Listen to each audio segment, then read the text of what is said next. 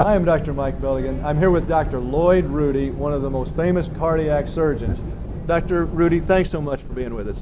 You're welcome. You know, we don't get the opportunity to be in the operating room, or even most people don't get the opportunity to visit with a cardiac surgeon who has had experiences with people near death, or some who have already been pronounced dead and come back.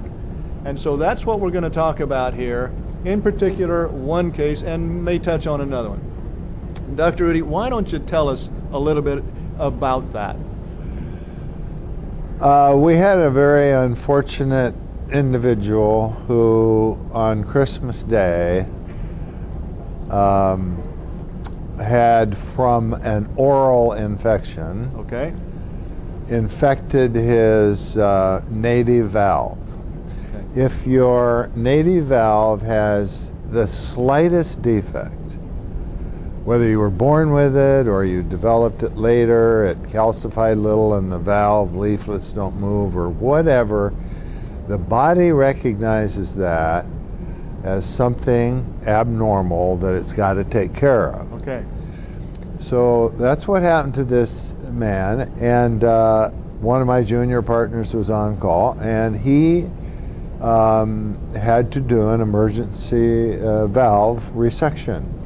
Once we were able to accomplish the repair of the aneurysm and the replacement of the valve, we could not get the person off of the bypass. Every time the 4 or 5 liters of blood that we were pumping around his body, we would reduce down to 2 or 3, he'd begin to weaken and his blood pressure would go down and so on. And to make a long story short, we simply couldn't get him off the heart-lung machine. Right.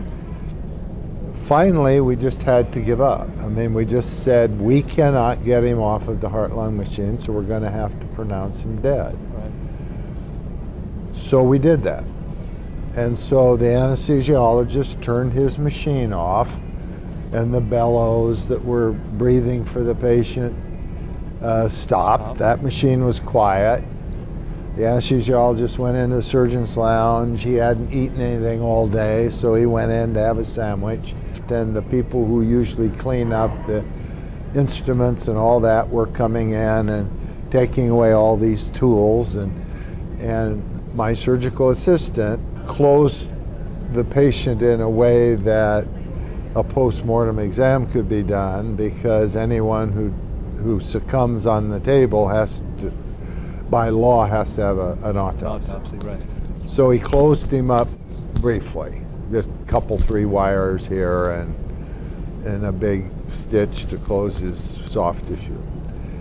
Well, the machine that records the blood pressure and the pulse and the left atrial pressure and all the monitoring lines and things continued to run the paper out onto the floor in a big heap. Nobody bothered to turn it off. And then we put down a transesophageal echo probe, which is just a long tube that has a microphone on the end of it, and we can get a beautiful picture on a monitor of the heart beating. Well, that machine was left on, and the tape, the VCR tape, continued to run. Right.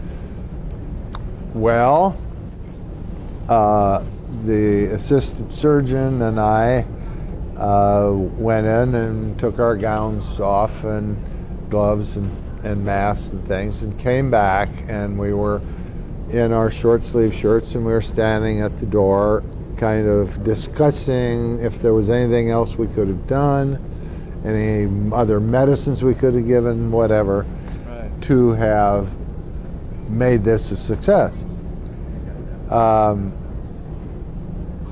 And as we were standing there, it had been at least 20 minutes. You know, I don't know this exact time sequence, but it was close to 20, 25 minutes that this man recorded no heartbeat, no blood pressure, and the echo showing no movement of the heart, just sitting there. And all of a sudden we looked up, And the surgical assistant had just finished closing him, and we saw some electrical activity. And pretty soon the electrical activity turned into a heartbeat. Very slow, 30, 40 a minute. And we thought, well, that's kind of an agonal thing. And we see that occasionally, that the heart will continue to beat even though the patient can't generate a blood pressure or pump any blood. Well, pretty soon we look and he's actually generating a pressure.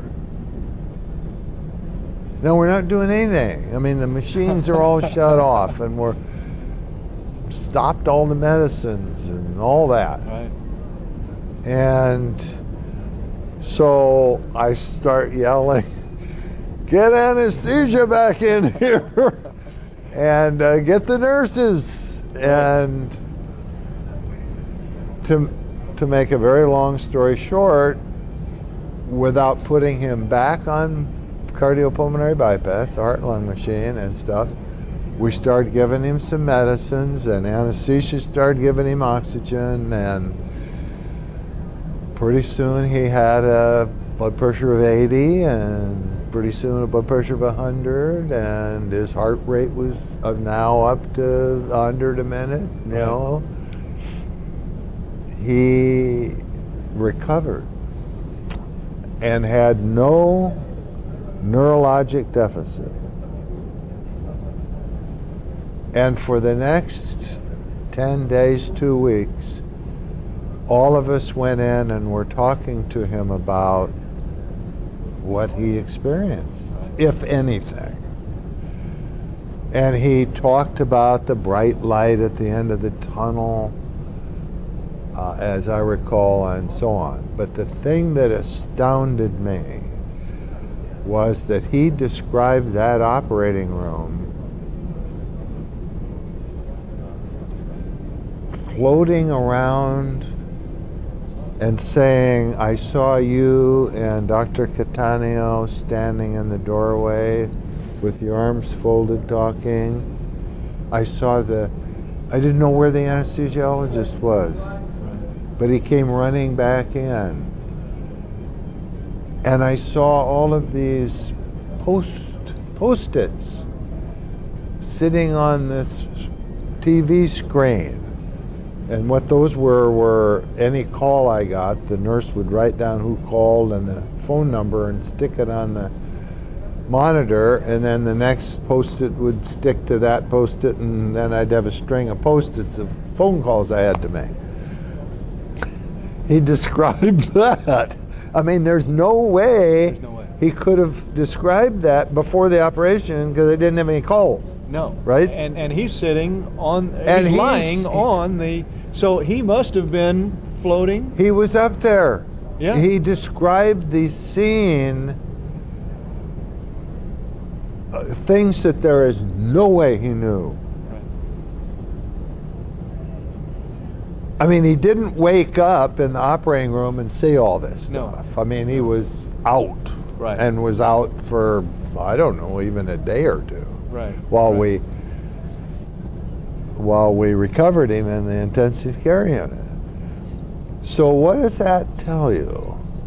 What does that tell you? Was that his soul up there? It's hard to know. But It certainly brings that possibility into play. It always makes me very emotional. There have been other instances, like one other I remember so vividly was a guy who was on anticoagulation, medicines that keep you from clotting. And I don't even remember the operation or whatever, but we had to do him right away. And you try and reverse that as much as possible, but it's impossible to completely do it. And we were in there and we'd finished the surgery and we just simply could not stop this person from bleeding. Right. I mean, we pulled out every gun in the armory to try and get this everything you could possibly do. Yeah, and we finally decided we're not going to be able to stop this bleeding. Right. And all of a sudden,